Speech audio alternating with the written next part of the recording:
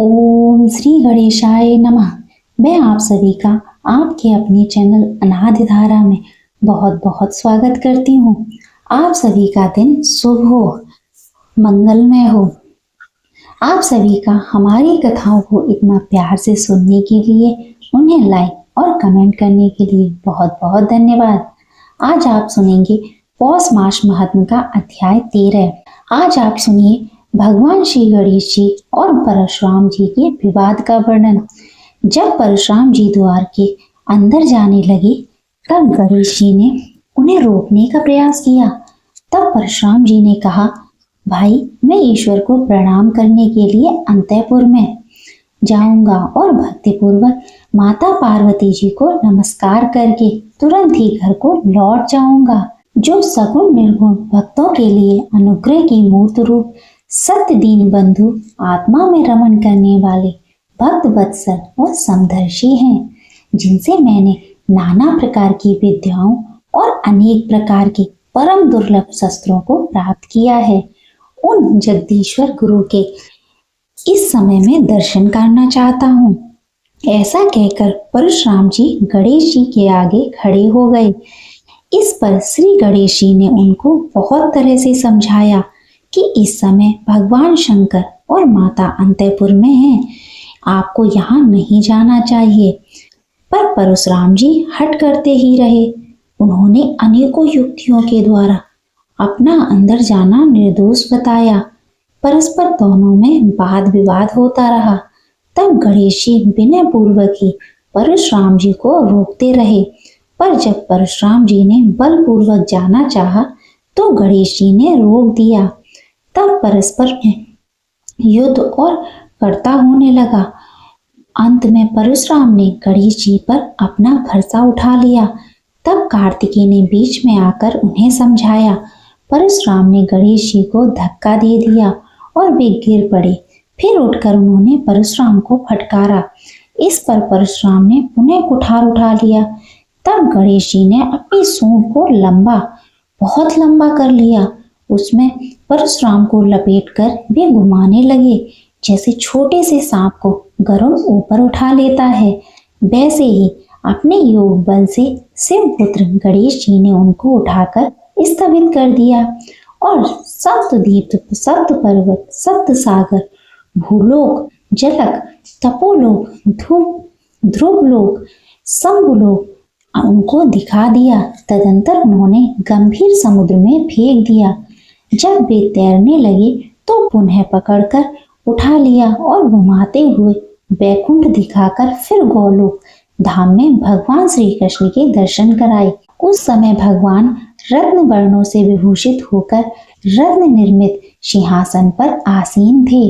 राधा जी उनके वक्ष स्थल से सटी हुई थी।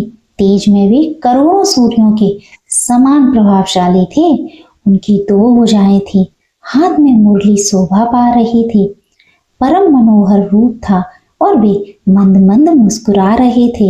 इस प्रकार श्री कृष्ण के दर्शन कराकर उनसे बारंबार प्रणाम कराया। यह संपूर्ण पापों का पूर्णतया नाश कर देने वाले इष्ट देव श्री कृष्ण के दर्शन कराकर गणेश जी ने परशुराम जी के भ्रूण हत्या जनित पाप को दूर कर दिया।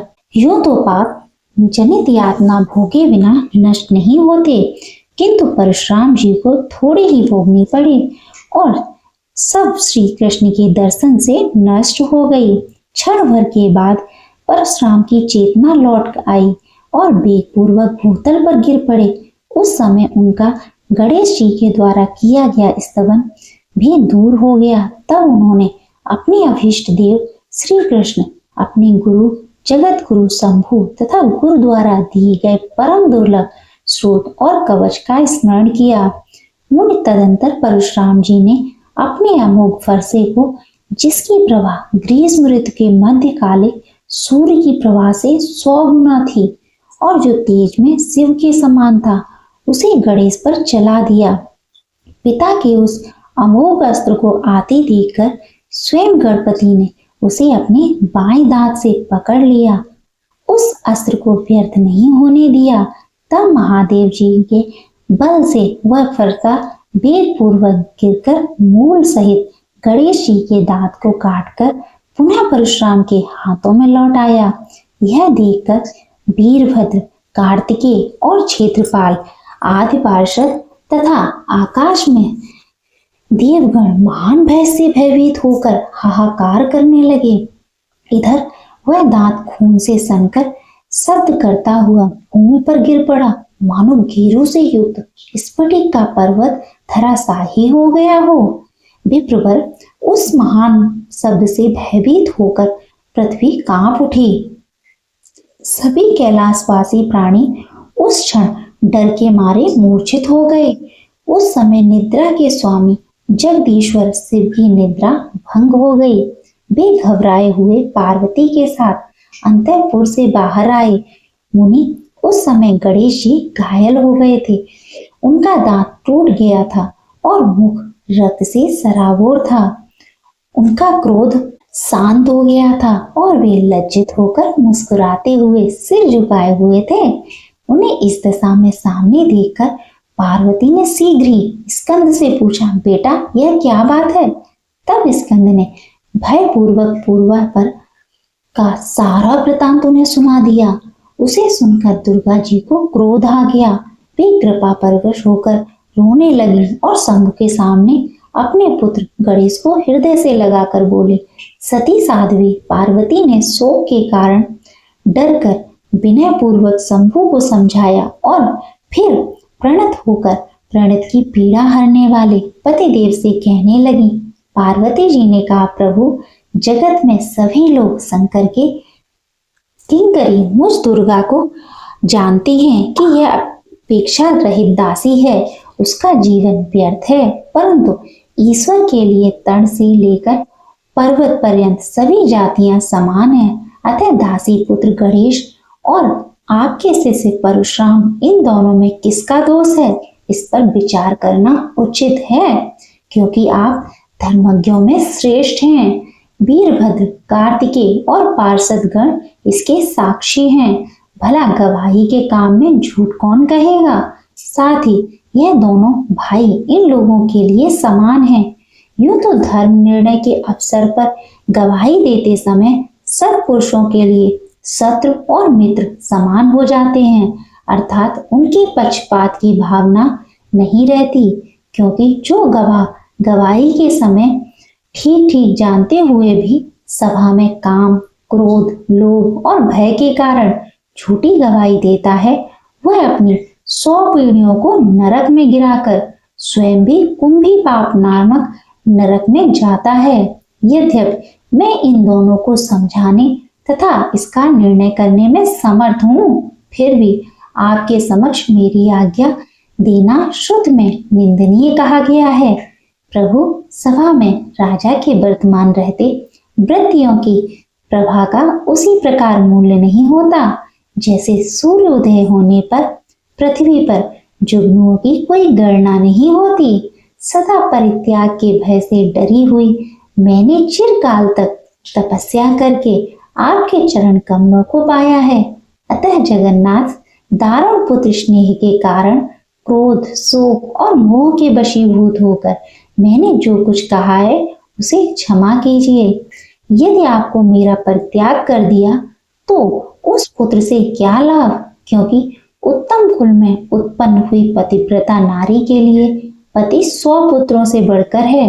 जो नारी नीच कुल में उत्पन्न दुष्ट स्वभाव वाली, ज्ञानहीन और माता पिता के दोष से निंदित होती है, वह अपने पति को नहीं मानती। उत्तम कुल में पैदा हुई स्त्री अपने निंदित पति, मूर्ख, दरिद्र, रोगी और जड़ पति को भी सदा विष्णु के समान मानती है।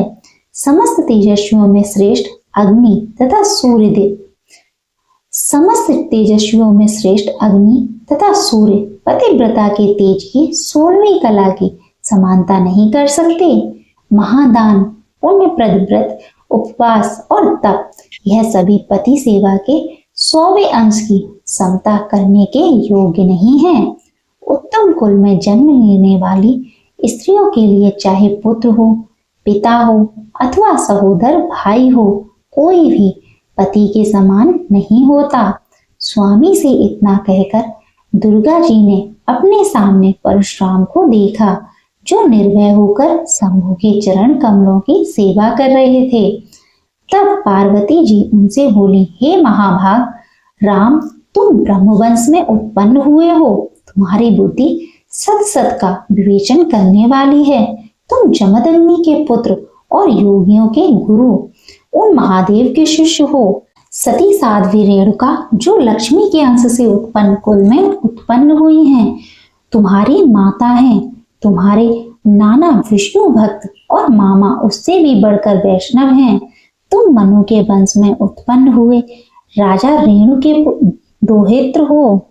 साधु स्वभाव वाले सूरवीर राजा विष्णु यथा तुम्हारे मामा हैं। तुम किसके दोष से ऐसे दुर्दश हो गए हो? इस अशुद्ध का कारण मुझे ज्ञात नहीं हो रहा, क्योंकि जिनके दोष से मनुष्य दूषित हो जाता है, तुम्हारे वे सभी संबंधी शुद्ध मन वाले हैं। तुमने करुणा सागर गुरु और अमोघ वर्षा पाकर पहले क्षत्रिय जात पर परीक्षा करके पुनः गुरुपुत्र पर परीक्षा की है। कहाँ तो श्रुति में गुरु को दक्षिणा देना उचित है, यूं सुना जाता है, और कहाँ तुमने गुरुपुत्र के दांत को ही तोड़ दिया। अब उसका मस्तक भी काट डालो। शंकर के वरदान तथा अमोघ वीर फरसे से तो चूहे को खाने वाला सियार, सिंह और शार्दुल को भी मारा जा सकता है। जितेंद्रिय पुरुषों में श्रेष्ठ गणेश तुम्हारे जैसे लाखों करोड़ों जंतुओं को मार डालने की शक्ति रखता है, परंतु वह मछली पर हाथ नहीं उठाता। श्री कृष्ण के अंश से उत्पन्न हुए यह गणेश तेज में श्री कृष्ण के समान है। अन्य देवता श्री कृष्ण की कलाएं हैं, इसी से उसकी अग्र पूजा होती है। ऐसा कहकर पार्वती जी क्रोधवश उन परशुराम को मारने के लिए उद्यत हो गईं। तब परशुराम ने मन ही मन गुरु को प्रणाम करके अपने इष्ट देव श्री कृष्ण का ध्यान किया। इतने में ही दुर्गा जी ने अपने सामने एक अत्यंत बौने बालक को उपस्थित देखा। उसकी कांत करोड़ों सूर्यों के समान थी, उसके दांत स्वच्छ थे, वह शुक्ल वस्त्र, शुक्ल यज्ञोपवीत, दंड, छत्र और ललाट पर उज्जवल तिलक धारण किए हुए था। उसके गले में तुलसी की माला थी। उसका रूप परम मनोहर था, मुख पर मंद मुस्कान थी। वह रत्नों के बाबूज, कंकड़ और रत्नमाला से विभूषित था। वह भक्तों का ईश और भक्त वत्सल था तथा भक्तों को बाएं हाथ से स्थिर मुद्रा और दाहिने हाथ से अभय मुद्रा दिखा रहा था। उसके साथ नगर के हंसते हुए बालक और बालिकाओं का समूह था और कैलाशवासी अबाल वृद्ध सभी उसकी ओर हर्षपूर्वक देख रहे थे। उस बालक को देखकर पुत्रों तथा भृत्य सहित शंभु ने घबराकर भक्ति पूर्वक सिर झुकाकर प्रणाम किया। इसके बाद दुर्गा जी ने भी दंड की भांति भूमि पर लेटकर नमस्कार किया। तब बालक ने सबको अभीष्टप्रद आशीर्वाद दिया। उसे देखकर सभी बालक भय के कारण महान आश्चर्य में पड़ गए। फिर शिव जी ने भक्ति पूर्वक उसे षोडश उपचार समर्पित करके उस पर पूर्णतम की वेदोक्त विधि से पूजा की और फिर सिर झुकाकर कान शाखा में कहे हुए सूत्र के द्वारा उन सनातन भगवान की स्तुति की। पुनः जो रत्न सिंहासन पर आसीन थे और अपने उत्कृष्ट तेज से जिन्होंने सबको आच्छादित कर रखा था, उन 52 भगवान से स्वयं शंकर जी कहने लगे। शंकर जी ने कहा, ब्राह्मण जो आत्मराम है उनके विषय में कुशल प्रश्न करना अत्यंत विडंबना की बात है, क्योंकि वे स्वयं कुशल के आधार और कुशल अकुशल के प्रदाता हैं। श्री कृष्ण की सेवा के फलोदय से आज आप जो मुझे अतिथि रूप से प्राप्त हुए हैं, इससे मेरा जन्म सफल और जीवन धन्य हो गया। कृपा सागर परिपूर्णतम श्री कृष्ण लोगों के उद्धार के लिए पुण्य क्षेत्र भारत में अपनी कला से अवतीर्ण हुए हैं। जिसने अतिथि का आदर सत्कार किया है, उसने मानो संपूर्ण देवताओं की पूजा कर ली, क्योंकि जिस पर अतिथि प्रसन्न हो जाता है उस पर स्वयं श्री हरि प्रसन्न हो जाते हैं। समस्त तीर्थों में स्नान करने से, सर्वस्व दान करने से, सभी प्रकार के व्रत उपवास से, संपूर्ण यज्ञों में दीक्षा ग्रहण करने से, सभी प्रकार की तपस्याओं से और कर्मानुष्ठानों से जो फल प्राप्त होता है वह अतिथि सेवा की 16वीं कला की समानता नहीं कर सकता। अतिथि जिसके गृह से निराश एवं रुष्ट होकर चला जाता है उसका पुण्य निश्चय ही नष्ट हो जाता है। श्री नारायण भगवान नारद जी से कहते हैं कि शंकर जी के वचन सुनकर जगतपति स्वयं श्री हरि संतुष्ट हो गए और मेघ के समान गंभीर वाणी के द्वारा उनसे बोले। श्री विष्णु जी ने कहा, शिव जी, आप लोगों के कोलाहल को जानकर कृष्ण भक्त परशुराम की रक्षा करने के लिए इस समय मैं श्वेत द्वीप से आ रहा हूँ, क्योंकि इन कृष्ण भक्तों का कहीं अमंगल नहीं होता। गुरु के कोप के अतिरिक्त अन्य अवस्थाओं में मैं हाथ में चक्र लेकर उनकी रक्षा करता हूँ। गुरु के रुष्ट होने पर मैं रक्षा नहीं करता, क्योंकि गुरु की अवहेलना बलवती होती है। जो गुरु की सेवा नहीं करते उससे बढ़कर पापी दूसरा नहीं है। अहो, जिसकी कृपा से मानव सब कुछ देखता है वह पिता सबके लिए सबसे बढ़कर माननीय और पूजनीय होता है। वह मनुष्यों के जन्म देने के कारण, जनक रक्षा करने के कारण पिता और विस्तरण करने के कारण कला रूप से प्रजापति है। वह मनुष्यों के जन्म देने के कारण जनक, रक्षा करने के कारण पिता और विस्तरण करने के कारण कला रूप से प्रजापति है। श्री कृष्ण से बढ़कर दूसरा देवता नहीं है। गंगा के समान दूसरा तीर्थ नहीं है। तुलसी जी से उत्तम कोश वृक्ष नहीं है।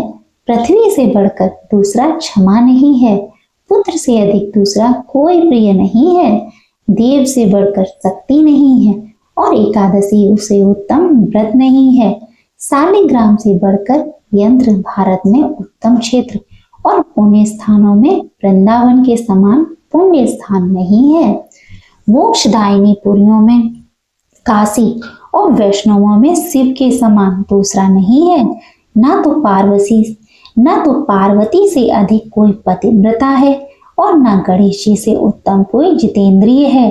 न तो विद्या के समान कोई बंधु है और न गुरु से बढ़कर कोई अन्य पुरुष है। विद्या प्रदान करने वाले के पुत्र और पत्नी भी निसंदेह उसी के समान होते हैं। गुरु की स्त्री और पुत्र की परशुराम ने अवहेलना कर दी है। उसी का समार्जन करने के लिए मैं आपके घर आया हूँ। श्री नारायण कहते हैं, नारद, वहां भगवान विष्णु शिव जी से ऐसा कहकर दुर्गा जी को समझाते हुए सत्य के सारभूत उत्तम वचन बोलने लगे। विष्णु जी ने कहा, देवी, मैं नीति युक्त वेद का तत्व रूप और परिणाम में सुखदायक वचन कहना चाहता हूँ। मेरे उस शुभ वचन को सुनो। हे देवी, आपके लिए जैसे गणेश और कार्तिकेय हैं, निसंदेह उसी प्रकार भृगुवंशी परशुराम भी हैं। सर्वज्ञ उनके प्रति तुम्हारे अथवा शंकर जी के स्नेह में भेदभाव नहीं है। अतः माते, सब पर विचार करके जैसा उचित हो वैसा करो। पुत्र के साथ पुत्र का यह विवाद तो देव दोष से घटित हुआ है। भला देव को मिटाने में कौन समर्थ हो सकता है, क्योंकि देव महाबली है। वह देखो, तुम्हारे पुत्र का एक दंत नाम वेदों में विख्यात है, वरन सभी देव उसे नमस्कार करते हैं। ईश्वरी सामवेद में कहे हुए अपने पुत्र के नामाष्टक स्रोत को ध्यान देकर श्रवण करो। माते, वह उत्तम स्रोत संपूर्ण विघ्नों का नाशक है। माते, आपके पुत्र के गणेश एक दंत, हेरंब, विघ्न नायक, लंबोदर, सूरकर्ण, गज वक्र और गुहागज, ये 8 नाम हैं। इन 8 नामों का अर्थ सुनो। शिव प्रिय यह उत्तम स्रोत सभी स्रोतों का सारभूत और संपूर्ण विघ्नों का निवारण करने वाला है। एक शब्द प्रधानार्थ है और दंत बलवाचक है, अतः जिनका बल सबसे बढ़कर है उन एक दंत को मैं नमस्कार करता हूँ। हे दीनार्थ वाचक और रंभ पालक का वाचक है, अतः दीनों का पालन करने वाले हे रंभ को मैं शीश नवाता हूँ। विघ्न विपत्ति वाचक और नायक खंडनार्थक है। इस प्रकार जो विपत्ति के विनाशक है उस विघ्न नाशक को मैं अभिवादन करता हूँ। पूर्व काल में विष्णु जी के द्वारा दिए गए नैवेद्यों तथा पिता द्वारा समर्पित अनेक प्रकार के मिष्ठानों के खाने से जिनका उदर लंबा हो गया है उन लंबोदर की मैं वंदना करता हूँ। जिनके कर्ण सूर आकार विघ्न निवारण के हेतु संपदा के दाता और ज्ञान रूप हैं, उन सूर कर्ण को मैं सिर झुकाता हूँ। जिनके मस्तक पर मुनि द्वारा दिया गया विष्णु जी का प्रसाद रूप पुष्प वर्तमान है और जो गजेंद्र के मुख से युक्त हैं उन गजबक्र को मैं नमस्कार करता हूँ, जो स्कंद से पहले जन्म लेकर शिव भवन में आविर्भूत हुए थे तथा समस्त देवगणों में जिनकी अग्र पूजा होती है उन गुहाग्रज देव की मैं वंदना करता हूँ। हे दुर्गे, अपने पुत्र के नामों से संयुक्त इस उत्तम नामाष्टक स्रोत को पहले वेद में देख लो, तब ऐसा क्रोध करो जो इस नामाष्टक स्रोत का जो नाना अर्थों से संयुक्त एवं शुभ कारक है नित्य तीनों संध्याओं के समय पाठ करता है वह सुखी और सर्वत्र विजय होता है। उसके पास से विघ्न उसी प्रकार दूर भागते हैं जैसे गरुड़ के निकट से सांप। गणेश्वर की कृपा से वह निश्चय ही महान ज्ञानी हो जाता है। पुत्रार्थी को पुत्र, पत्नी की कामना वाले को उत्तम स्त्री मिल जाती है तथा महामूर्ख निश्चय ही विद्वान और श्रेष्ठ कवि हो जाता है। आज का अध्याय यहीं समाप्त हुआ। इसके आगे का वर्णन आप आगे के अध्याय में सुनेंगे। प्रिय भक्तजनों, आइए सुनते हैं भगवान श्री कृष्ण और उनके सच्चे भक्त की कहानी। एक बार एक सेठ जी रहते थे जो कि भगवान श्री कृष्ण के परम भक्त थे। वे अपना काम धंधा करते और सोते जागते हुए ठाकुर जी का नाम जपते रहते थे। उनका एक नियम था, वे प्रतिदिन शाम को कृष्ण मंदिर में जाकर 4 लड्डुओं का भोग उन्हें लगाते थे। एक दिन उन्हें किसी काम से शहर से बाहर जाना पड़ा और वहां जोरदार बारिश होने लगी। अब सेठ जी वापस ना आ सके, लेकिन वहां भी वे ठाकुर जी को याद करते रहे। कुछ समय तो परेशान रहे कि आज मेरा भोग लगाने का नियम छूट गया। फिर उन्होंने अपने मन में कान्हा जी से प्रार्थना की कि हे प्रभु, अगर मेरी भक्ति सच्ची है तो हे श्री कृष्ण भगवान, मेरा नियम मत टूटने देना। और वे कान्हा जी का नाम लेते लेते ही सो गए। अब अगले दिन जब वापस आकर मंदिर जाने लगे तो दुकान में प्रसाद में 4 लड्डुओं को लेते हैं और दुकानदार को पैसे देते हैं। तो दुकानदार उस सेठ से कहता है कि सेठ जी, आपके कल के पैसे भी उधार हैं। अब यह सुनकर तो वे बड़े हैरान हो गए। उन्होंने दुकानदार को कहा कि कल तो वह आए ही नहीं थे, तो कल प्रसाद लेकर कौन गया? तब दुकानदार ने उन्हें बताया कि कल एक छोटा लड़का बांसुरी पकड़े हुए और उसने कहा 4 लड्डू दे दीजिए, सेठ जी के खाते में इसके पैसे लिख दीजिए। यह सुनते ही सेठ जी की आंखों से आंसुओं की धार बहने लगी। तब उन्होंने याद आया कि कल उन्होंने भगवान श्री कृष्ण से प्रार्थना की थी और उनसे कहा था कि ठाकुर जी, मैं तो नहीं आ सकता, पर आप तो किसी को भोग लेने भेज ही सकते हैं। यह बातें सोचकर सेठ जी की आंखों से आंसुओं की धारा बह गई और दुकानदार भी हैरान हो गया। दुकानदार ने पूछा कि सेठ जी क्या हुआ? तब सेठ जी ने उस दुकानदार को सारा प्रसंग बताया। यह सुनकर तो दुकानदार सेठ जी के पैरों में गिर गया और बोला कि सेठ जी, आपकी सच्ची भक्ति की वजह से ही मुझे ठाकुर जी के दर्शन हुए हैं। प्रिय भक्तजनों, तो ठाकुर जी तो ऐसे ही हैं, जो उनकी सच्ची भक्ति करता है उसके सारे काम सफल में ठाकुर जी स्वयं आते हैं। तो प्रेम से बोलिए राधा कृष्ण भगवान की जय।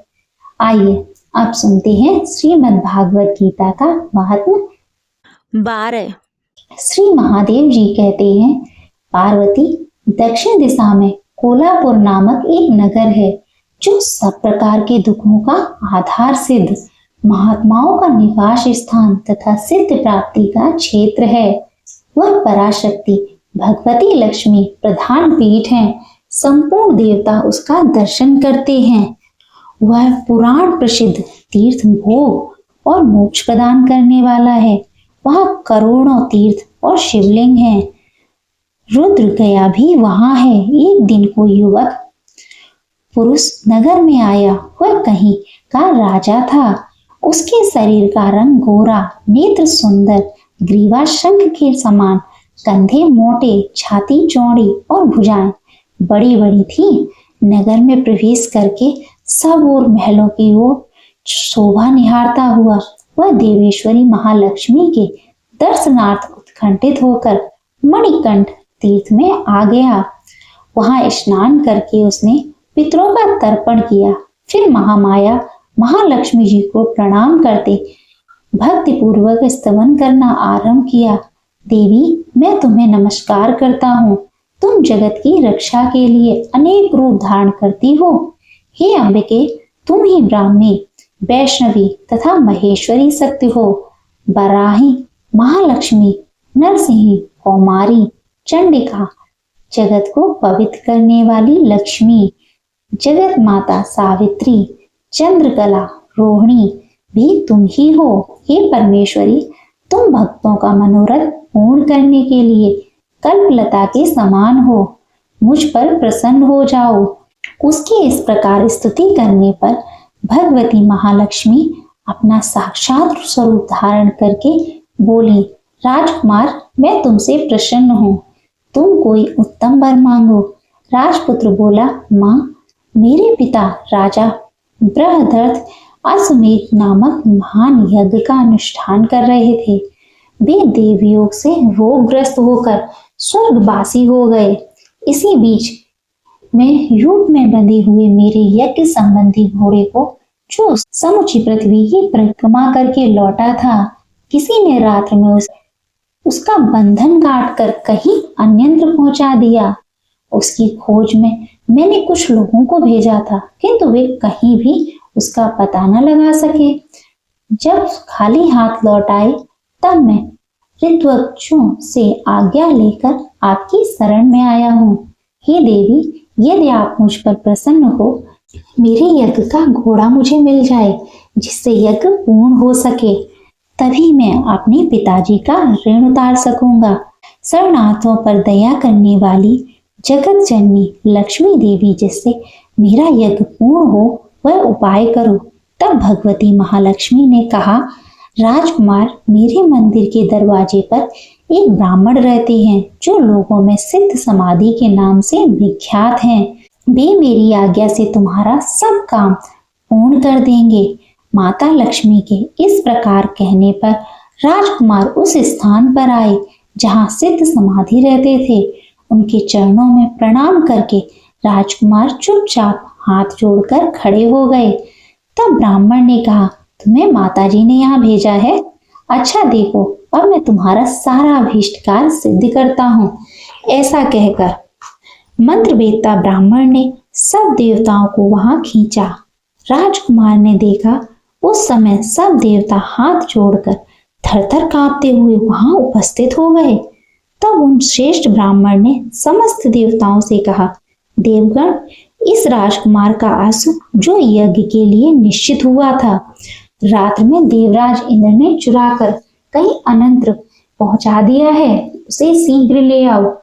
तब देवताओं ने मुनि के कहने से यज्ञ का घोड़ा लाकर दे दिया। इसके बाद उन्होंने उन्हें जाने की आज्ञा दी। देवताओं का आकर्षण देखकर तथा खोए हुए अश्व को पाकर राजकुमार ने मुनि के चरणों में प्रणाम करके कहा, महर्षि, आपके यह सामर्थ्य आश्चर्यजनक है। आप ही ऐसा कर सकते हैं, दूसरा कोई नहीं। ब्राह्मण, मेरी प्रार्थना सुनिए। मेरे पिता राजा बृहद्रथ अश्वमेध यज्ञ का अनुष्ठान आरंभ करके देव योग से मृत्यु को प्राप्त हो गए हैं। अभी तक उनका शरीर तपाए हुए तेल में सुखाकर मैंने रख छोड़ा है। आप उन्हें पुनः जीवित कर दीजिए। यह सुनकर महामुनि ब्राह्मण ने किंचित मुस्कुराकर कहा, चलो, वहां यज्ञ मंडप में तुम्हारे पिता मौजूद हैं, चलें। तब सिद्ध समाधि ने राजकुमार के साथ वहां जाकर जल अभिमंत्रित किया और उसे शव के मस्तक पर रखा। उसके रखते ही राजा सचेत होकर उठ बैठे। फिर उन्होंने ब्राह्मण को देखकर पूछा, धर्म स्वरूप आप कौन हैं? तब राजकुमार ने महाराज से पहले का सारा हाल कह सुनाया। राजा ने अपने को पुनः जीवित दान देने वाले ब्राह्मण को नमस्कार करके पूछा, ब्राह्मण, किस पुण्य से आपको यह अलौकिक शक्ति प्राप्त हुई है? उनके यह कहने पर ब्राह्मण ने मधुर वाणी में कहा, राजन, मैं प्रतिदिन आलस्य रहित होकर गीता के 12वें अध्याय का जाप करता हूँ। उसी से मुझे यह शक्ति मिली है जिससे तुम्हें जीवन प्राप्त हुआ है। यह सुनकर ब्राह्मण सहित राजा ने उन महर्षि से उनके गीता के 12वें अध्याय का अध्ययन किया। उसके महात्म से उनके सबकी सद्गति हो गई और दूसरे जीव भी उसके पाठ से परम मोक्ष को प्राप्त हो चुके। जय श्री कृष्ण। श्रीमद् भागवत गीता का महात्म पारा संपूर्ण हुआ। प्रिय श्रोताओं, अगर आपको यह वीडियो अच्छी लगी हो तो इसे ज़्यादा से ज़्यादा लाइक करें और इसे ज़्यादा से ज़्यादा शेयर करें और हमारे चैनल को सब्सक्राइब अवश्य करें। सब्सक्राइब करने के बाद घंटी का बटन अवश्य दबा दें, जिससे आगे आने वाली प्रत्येक कथा सबसे पहले आप तक पहुंचे। जय श्री कृष्ण, जय श्री हरि।